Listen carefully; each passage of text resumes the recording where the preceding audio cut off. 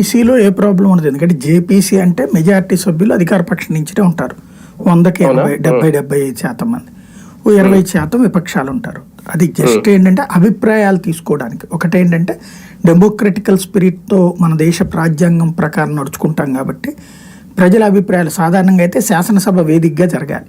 కానీ ఇది ప్రజలతో డైరెక్ట్గా ఇన్వాల్వ్ అయ్యి ఉన్నటువంటి అంశం కాబట్టి వివిధ వర్గాల అభిప్రాయాలు తీసుకోవడం, లైక్ ఆ ప్రజాస్వామ్య స్ఫూర్తికి వీళ్ళు అంకితం అవుతున్నది భారతీయ జనతా పార్టీ నేతృత్వంలో ఎన్డీఏ ప్రభుత్వం. దానికి సాక్షి వక్ఫ్ బిల్లు కూడా జేపీసీకి పంపించారు. యాక్చువల్గా వీళ్ళకు ఉన్నటువంటి బలంతో జేపీసీకి పంపించక్కర్లేదు, డైరెక్ట్గా చేసి పడేసేయచ్చు. కానీ అక్కడ చేసుకొచ్చారు.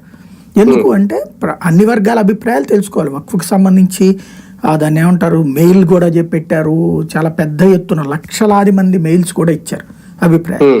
అంటే అందరి అభిప్రాయాలు మన్నించడం అంటే ప్రతి ఒక్కళ్ళ అభిప్రాయం సాధ్యం కాదు కదా. ఒకళ్ళేమో కరెక్ట్ అంటారు, ఒకళ్ళు వద్దంటారు, ఇట్లాగా. లేదా దానికి ఓటింగ్ వేయరు కదా. ఓటింగ్ అనేటటువంటిది ఏంటి, అధికారంలోకి ఎవరు వస్తే వాళ్ళకి ప్రజలు పట్టం కట్టినట్టు, వాళ్ళు చేసే నిర్ణయాలకు పట్టం కట్టి.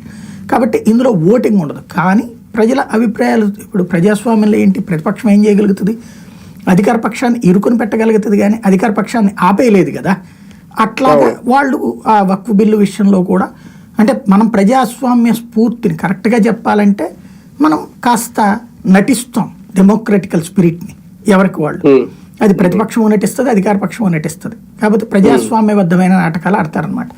చదరంగపు ఆటలో కళ్ళ ఎదురుగుండా కనబడేటటువంటి దాంట్లో దాని వెనకాల ఉండేటటువంటి ఉద్దేశాలు ప్రతి ఒక్కరికి తెలుసు. ఆ ఉద్దేశాలు తెలియనట్లుగా, అంటే పిల్లి కళ్ళు మూసుకుని పాలు తాగినట్టుగా కథ నడుస్తాం.